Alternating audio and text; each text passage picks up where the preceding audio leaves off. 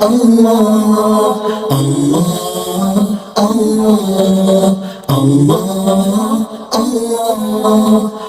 الحمد للہ رب العالمین والصلاة والسلام علی سید المرسلین وعلی آلہ واصحابہ اجمعین، اما بعد۔ رب اشرح لی صدری ویسر لی امری واحلل عقدۃ من لسانی یفقہوا قولی، رب زدنی علما، رب یسر ولا تعسر وتمم بالخیر، اما بعد۔ السلام علیکم ورحمۃ اللہ وبرکاتہ۔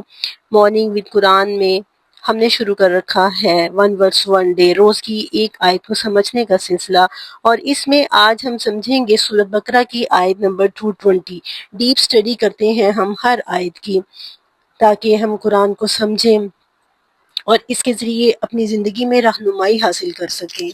روزمرہ معاملات میں قرآن کی تفسیر کا مقصد تفسیر برائے تفسیر نہیں ہے، بلکہ ہم نے اس کی تفسیر اس طرح سے کرنی ہے کہ ہمیں آیات کی تفسیر کرتے ہوئے یوں محسوس ہو کہ یہ آیت میرے بارے میں نازل ہوئی ہے، اللہ رب العزت مجھ سے بات کر رہے ہیں اور مجھ سے کیا فرما رہے ہیں۔ پیچھے چلیے، آیت نمبر 218 سے اللہ رب العزت نے ہمیں ایک نقطہ سمجھایا ہے، اور وہ کیا ہے؟ وہ یہ ہے کہ آمنو کی شرط تب تک پوری نہیں ہو سکتی جب تک ہاجرو اور جاہدو کے راستے پر نہیں چلا جاتا، جب تک انسان اسلام کے راستے میں کوشش نہیں کرتا، یعنی جہاد نہیں کرتا، اور پھر ہجرت یعنی من چاہی چیزوں کو، پسندیدہ چیزوں کو چھوڑتا نہیں ہے، تب تک وہ صحیح معنوں میں مومن نہیں ہو سکتا۔ آمنو کی شرط پر اور آمنو کے مراحل پر وہ پورا نہیں اتر سکتا۔ پھر اللہ تعالیٰ نے فرمایا رسول اللہ صلی اللہ علیہ وسلم نے ایک ایسی جماعت تیار کرنی تھی جس نے پوری دنیا پر اعلی کلمت اللہ کا فرض نبھانا تھا، اسلام کو دنیا کے کونے کونے تک پھیلانا تھا، اور فی الحال ان کے سامنے جو بہت بڑا چیلنج درپیش تھا وہ یہ تھا کہ انہوں نے کعبۃ اللہ کو مشرکوں کے چنگل سے نکالنا تھا، تو ضروری تھا کہ وہ اعلیٰ کردار اپنا تزکیہ نفس کرنے والے ہوں اور اللہ کے راستے پر چلتے ہوئے من چاہی چیزوں کو چھوڑنے والے، تو اس کے لیے ضروری تھا کہ وہ اعلیٰ اخلاق کے مالک ہوں، اپنا تزکیہ نفس کرنے والے ہوں اور تمام قسم کی اخلاق برائیوں سے پاک ہوں۔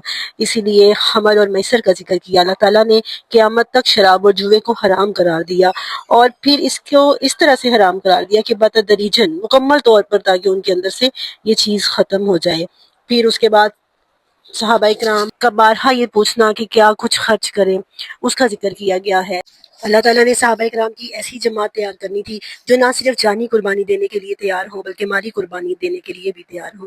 اب اس آیت کو پچھلی آیت سے جب ہم ملائیں گے تو پھر ہمیں اس آیت کی بڑی اچھی سی سمجھ آ جائے گی۔ کل ہم نے بات کی، کل والی آیت میں افواہ پہ بات کی، کل الاف، جب صحابہ اکرام نے پوچھا کہ ہم اللہ کے راستے میں کیا کچھ خرچ کریں، تو اللہ نے فرمایا الاف، جو کچھ بچ جائے، یعنی جو چیز بھی تمہاری ضرورت سے زیادہ ہو وہ اف میں آ جاتا ہے۔ مثلا کچھ لوگ ہیں سوسائٹی میں جن کو اللہ نے کم دے رکھا ہے، اور کچھ لوگ ہیں جن کو اللہ نے زیادہ دیا ہے۔ مطلب اگر آپ دیکھیں 4 ملین پیپل ہیں تو 2 ملین پیپلز کو اللہ نے زیادہ دیا ہے، اس وجہ سے کہ باقی 2 ملین کا وہ خیال رکھیں۔ مال آزمائش ہے، مال فتنہ ہے، اسی لیے کہ اللہ دے کر بھی آزماتا ہے اور اللہ لے کر بھی آزماتا ہے، اور اللہ نے فرمایا وفی اموالکم حق للسائل والمحروم، کہ جیسے تمہارے مال میں تمہاری اپنی اولاد کا حق ہے، تمہارے اپنے گھر والوں کا حق ہے، ایسے ہی تمہارے مال میں سائل اور محروم کا بھی حق ہے۔ تو یہ مراد ہے افواہ سے۔ اب آئیے دیکھتے ہیں آیت نمبر 220، اس کا ترجمہ سمجھتے ہیں، اور پھر جب ہم اس کو پچھلی آیت سے ملائیں گے تو ہمیں اس آیت کی اچھی سمجھ آئے گی۔ اعوذ باللہ من الشیطان الرجیم، بسم اللہ الرحمن الرحیم۔ فی الدنیا والآخرہ ویسألونک عن الیتامی قل اصلاح لہم خیر، فی الدنیا دنیا میں، والآخرۃ اور آخرت میں، ویسألونک اور وہ آپ سے سوال کرتے ہیں۔ یسألونک کا ترجمہ تو اب بڑا اچھا آ جانا چاہیے، سأل یسأل سے، یسألونک سوال سے، اے نبی وہ آپ سے پوچھتے ہیں، عن الیتامی، یتامہ سے بھی سمجھ آ رہی ہے کیا مطلب ہے اس کا، یتیموں کے بارے میں۔ قل، اے نبی فرما دیجئے، اصلاح لہم، ان کی تربیت کرنا، ان کی اصلاح کرنا، ان کی خیر خواہی چاہنا، خیر بہتر ہے۔ یعنی صرف یہ نہیں کہ ان کے کھانے پینے کا اہتمام کر دو، ان کی ضروریات کا اہتمام کر دو، بلکہ ان کی اصلاح کرو، ان کی اچھی تربیت کرو، ان کی اچھی تربیت کے لیے کچھ پلان کرو، یہ خیر بہتر ہے۔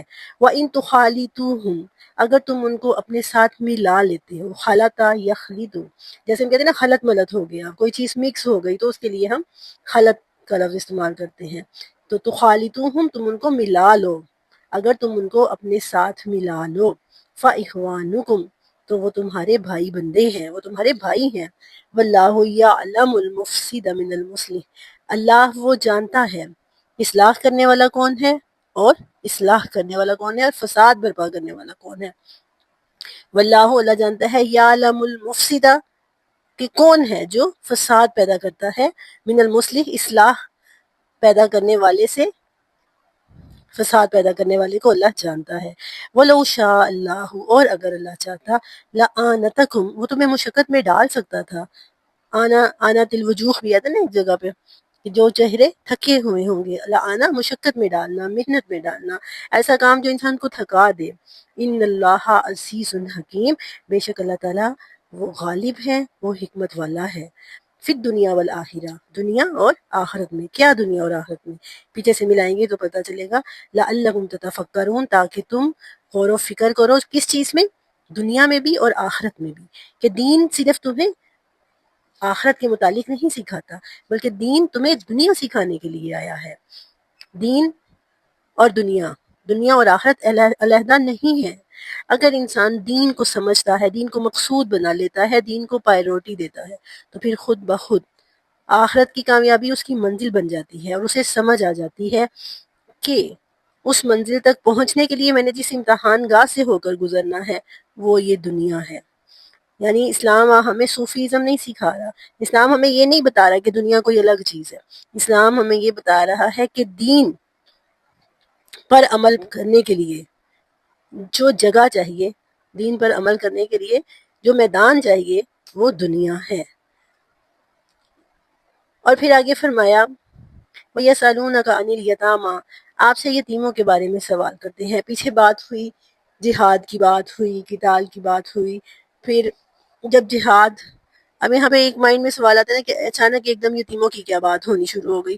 تو پیچھے چونکہ جنگوں کا ذکر ہوا ہے تو ظاہر ہے جنگوں میں مسلمان مرد شہید ہو جاتے ہیں، دنیا سے رخصت ہو جاتے ہیں، اور پیچھے جو اولاد چھوڑ جاتے ہیں وہ یتیموں کی سی زندگی گزارتے ہیں۔ تو صحابہ اکرام اس بارے میں پریشان تھے، انہوں نے اللہ کے رسول سے پوچھا کہ یتیموں کے بارے میں اللہ کا کیا حکم ہے، اور اللہ رب العزت نے یتیموں کے بارے میں اتنے احکامات نازل کیے۔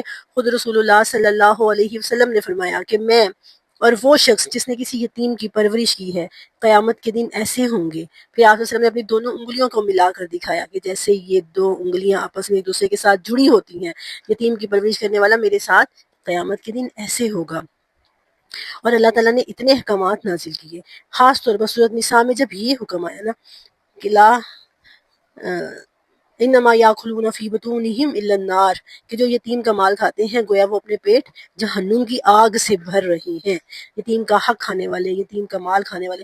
اب جب یہ حکم آیا نا تو صحابہ اکرام تو اتنا ڈر گئے کہ وہ یتیم کے مال کو ہاتھ بھی نہیں لگاتے تھے، ایون کہ اگر یتیموں کے لیے کوئی کھانا تیار کیا ہے نا اور کھانا بچ جاتا تھا تو وہ بھی نہیں کھاتے تھے۔ اب دیکھیں نا پھر یتیم کوئی تھوڑا سا یوں ہوا کہ آئسولیشن کا شکار ہو گئے، تنہائی کا، کہ لوگ ان سے دور رہنا شروع ہو گئے کہ ان کے مال کو ہاتھ نہیں لگانا، ان کے ساتھ کوئی زیادتی نہیں کرنی۔ تو اب اللہ تعالیٰ نے اس آیت مبارکہ میں جو حکم دیا ہے نا وہ اس حکم کی وضاحت ہے، کہ اس کا مطلب یہ نہیں ہے کہ تم ان کو آئسولیٹ کر دو، تم ان کو علیحدہ کر دو، علیحدہ سوسائٹی بنا دو ان کی، نہیں۔ تو خالطوہم، پہلے فرمایا اصلاح لہم خیر، ان کے لیے اصلاح کرو، ان کی خیر خواہی کرو، ان کی تربیت کرو، ان کے لیے اچھی پلاننگ کرو۔ اور پھر فرمایا تو خالطوہم، ان کو اپنے ساتھ ملاؤ، اپنے کھانے پینے میں جس طرح اپنے بچوں کے لیے کھانا بناتے ہو ایسے ان کے لیے بھی بناؤ، جو کچھ ان کے لیے کرتے ہو، اپنے بچوں کے لیے کرتے ہو، وہی ان کے لیے بھی کرنے کی کوشش کرو۔ اور پھر آگے یہ جو فرمایا نا واللہ یعلم المفسد من المصلح، اس کا مطلب یہ ہے کہ اگر کوئی یتیم بڑا ہو کر آپ کے ساتھ آپ کے نیکی یا احسان کا بدلہ نہیں دیتا تو آپ کو آپ کے نیک عمل کا صلہ مل جائے گا۔ آپ نے جو کوششیں، اچھی کوششیں اس کے لیے کی ہوں گی، اللہ وہ جانتا تھا۔ اللہ تعالیٰ آپ کو اس کی جزا ضرور دے گا، اور جیسا کہ رسول اللہ نے فرمایا کہ وہ اور میں قیامت کے دن ایک دوسرے کے ساتھ ہوں گے۔ تو ہمیں یہ حکم دیا گیا کہ یتیموں کا خیال رکھنا ہے، ان کو سوسائٹی میں علیحدہ نہیں پایا۔ پیچھے بھی ہم نے پڑھا ہے کہ اقربین والیتامہ، قریبی رشتہ داروں کا اور یتیموں کا خیال رکھو، کہ ان کے لیے کچھ بڑھ کے کرو، تاکہ ایک جو کمی ان کے پاس ہے نہ والد کی نہ ہونے کی، انہیں احساس ہو کہ ہمیں جو اسپیشل پروٹوکول دیا جاتا ہے یا ہمارے ساتھ جو کچھ بڑھ کے کیا جاتا ہے، تو ان لوگوں کے دلوں میں ہماری اس کمی کا احساس ہے۔ ان کو یہ احساس دلاؤ کہ ہم تمہارے خیر خواہ ہیں۔ وَلَوْ شَاءَ اللَّهُ لَأَعْنَتَكُمْ، اگر اللہ چاہتا تو تمہیں مشقت میں ڈال دیتا، یعنی اس طرح کا حکم دے کے کہ یتیموں کے مال کے پاس بھی نہ جاؤ، ایسا حکم دے کے، یا پوری ذمہ داری ان کی تمہارے اوپر ڈال کر کسی بھی طرح سے اللہ مشقت میں ڈال سکتا تھا۔ ان اللہ عزیز حکیم، لیکن اللہ کے سارے فیصلے بڑی حکمت پر مبنی ہے۔ وہ اللہ غالب بھی ہے، یعنی جیسا چاہے حکم صادر کر سکتا ہے، اور وہ حکمت والا بھی ہے، یعنی اس کے تمام فیصلے حکمت پر مبنی ہیں، اس کا کوئی فیصلہ حکمت سے خالی نہیں ہے۔ تو اس آیت مبارکہ میں یہ سمجھایا گیا کہ یتیموں کے حقوق کے بارے میں بتایا گیا، اور پھر یہ بتایا گیا کہ ان کی اصلاح کرتے ہوئے دنیا اور آخرت دونوں کی کامیابی کو مد نظر رکھو، کہ دنیا میں اگر تمہیں ان سے کوئی صلہ نہیں ملتا، اللہ سے تمہیں کوئی صلہ ضرور ملے گا۔ اور دوسری بات یہ کہ جو مال خرچ کرنا ہے اس کے بارے میں بھی یہ غور و فکر کرو کہ اس کا صلہ دنیا اور آخرت دونوں میں ملنے والا ہے۔ اللہ تعالیٰ سے دعا ہے کہ وہ ہمیں قرآن کو سمجھنے اور اس پر عمل پیرا ہونے کی توفیق عطا فرمائے۔ آمین۔ وآخر دعوانا ان الحمد للہ رب العالمین، وما علینا الا البلاغ المبین۔